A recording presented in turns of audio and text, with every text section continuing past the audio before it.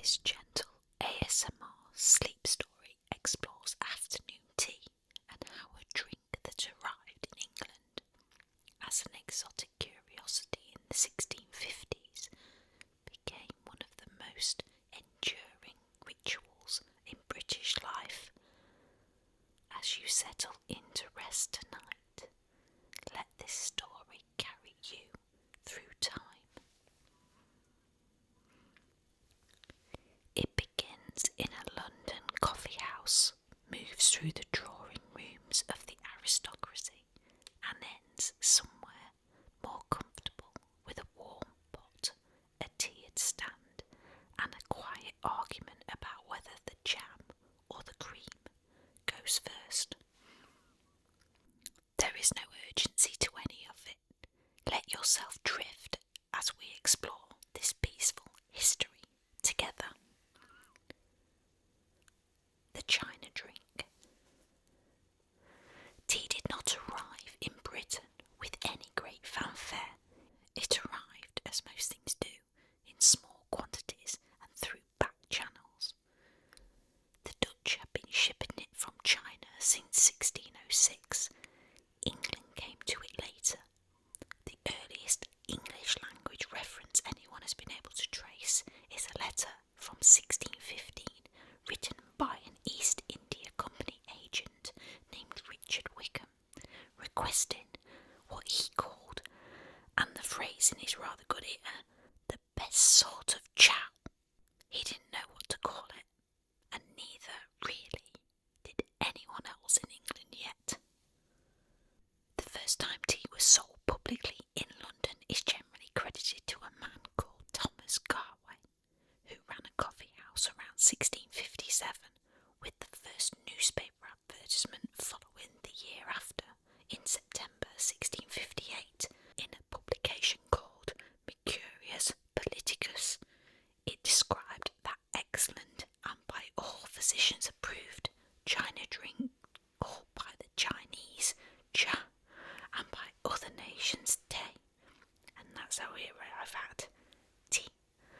Sold at the Sultaness Head Coffee House. Samuel Pepys recorded his first cup on the 25th September 1660.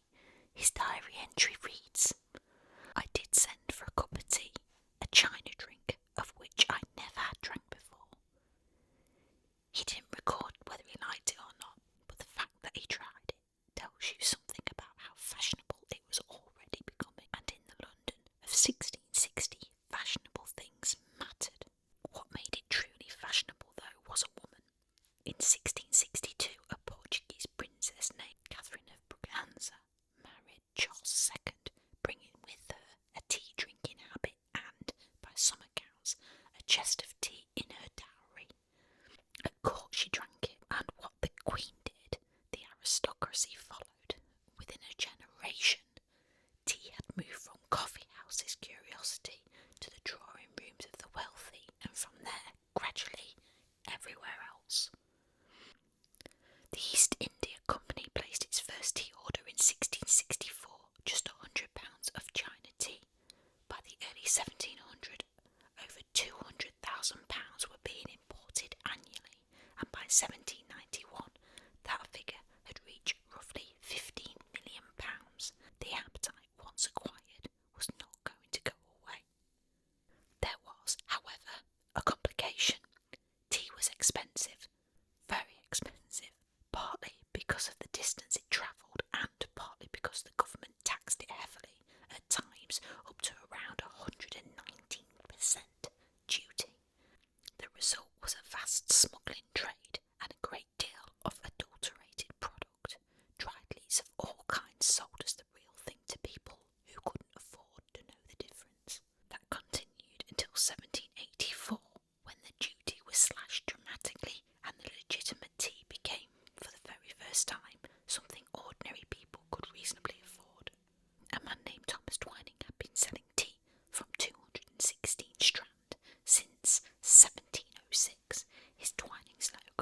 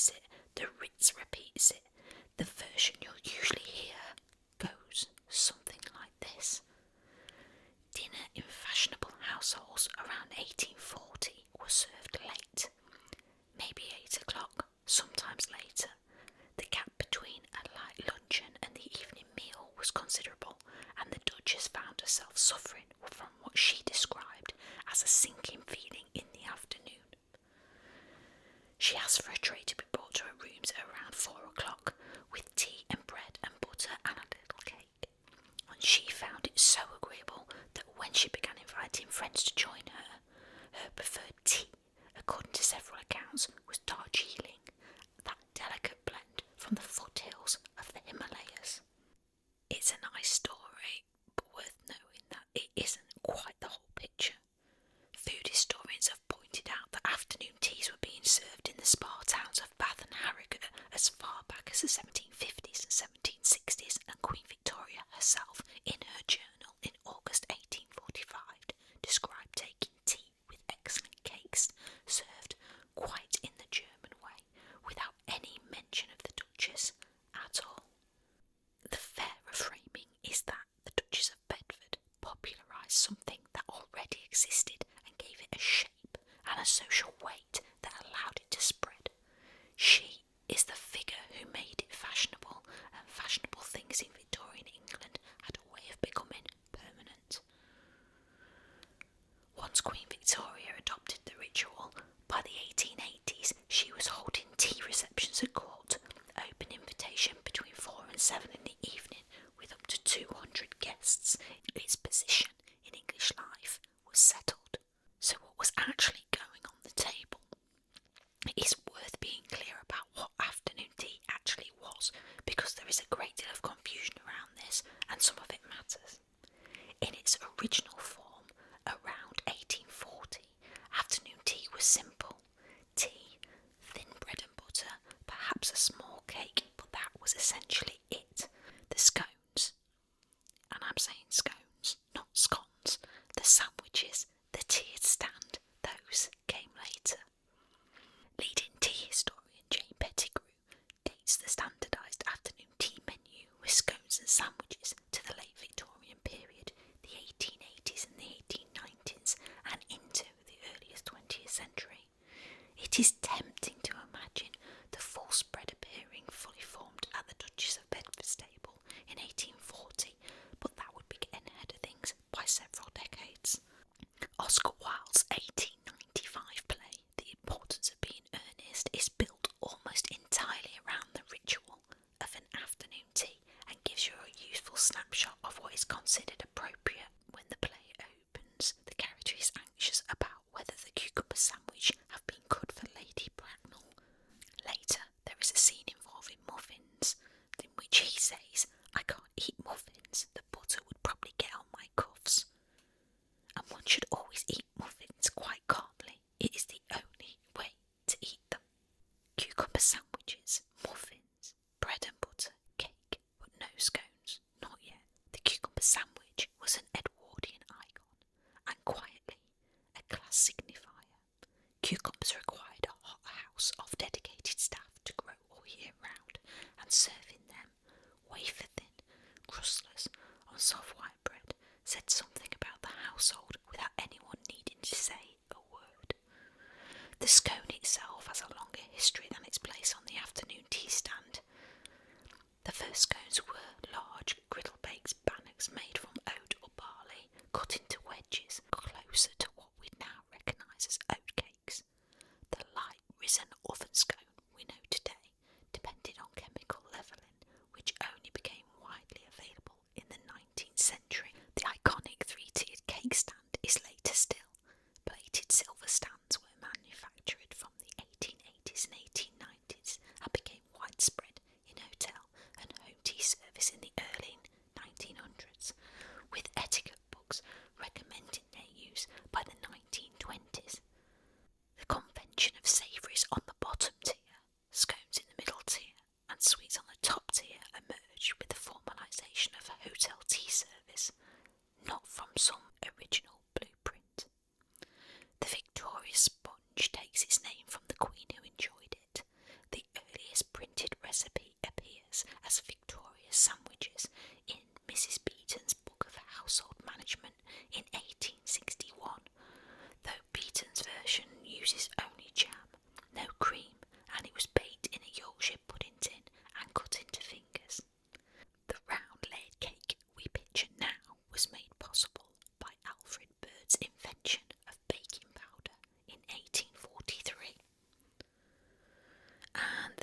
is the matter of the scone debate. Scone or scone is just one argument. Devon says cream first, then jam. Cornwall says jam first, then cream.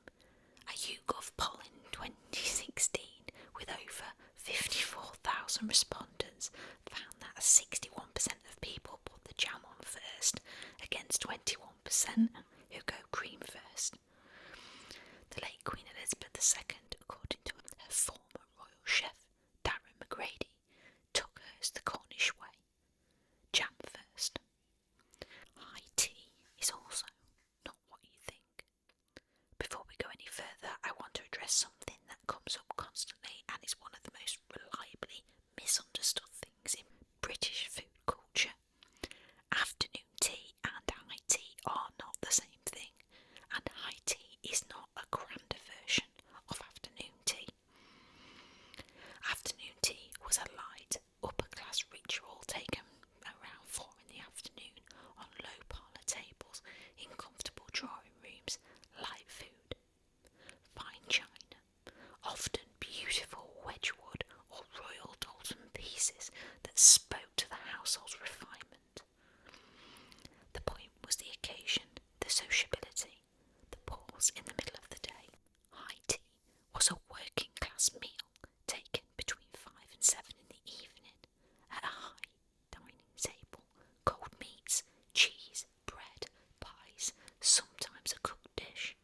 It was, in effect, supper, a proper, substantial meal for people who spent the day doing physical labour and needed to eat.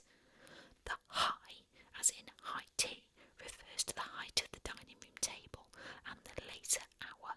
It has nothing to do with grandeur or formality. If anything, the class associations run the other way. The confusion matters. It tells you something about how afternoon tea has been absorbed into the mythology of British gentility, and how easily that mythology can be exported or inverted until it means something entirely different from what it was. The grand hotels. As tea prices fell and the Victorian middle classes grew, the ritual of afternoon tea spread downward and outwards. Department store tea rooms made it possible for respectable women to take tea in public unaccompanied, without any question of impropriety, and the tea room became, in its own way, a small piece of public life that hadn't existed before. And then there were the hotels. Brown's Hotel opened in 1837, the same year Queen Victoria came to the throne, founded by James Brown, a former valet to Lord Byron and his wife Sarah. It claims to have been serving afternoon tea since the mid-19th century, and there is no particular reason to doubt it. The Savoy opened in 1899, and its afternoon tea under the glass dome of the Thames foyer had been a fixture ever since. The Ritz followed in 1906 with the creation of Swiss hotelier Cesar Ritz, who had previously managed the Savoy. Afternoon tea had been served in the Palm Court since the day the hotel opened, and the Ritz remains, for many people, the picture they carry in their heads when they think of afternoon tea and what it is supposed to look like. Tiered stands, loose-leaf teas selected by an accredited tea master, jackets required for gentlemen, no jeans, 5 sittings a day from 11:30 in the morning through to 7:30 in the evening. Claridge's in Mayfair traces its history to 1812 and has served afternoon tea for well over a century in its Art Deco foyer. Fortnum and Mason was founded in 1707 by William Fortnum, and he had been a footman to Queen Anne, and its Diamond Jubilee Tea Saloon was opened in 2012 by Queen Elizabeth II herself. Henry James opened his 1881 novel, The Portrait of a Lady, with the words, "Under certain circumstances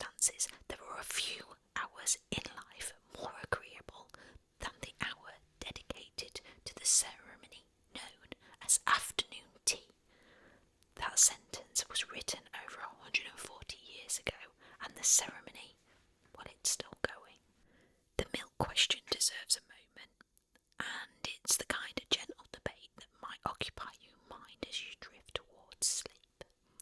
Milk first or tea first? It sounds like a minor domestic matter, but in Britain, it's not. There is a theory that in the 18th century aristocrats poured milk into the cup first to protect fine porcelain from the heat of the tea.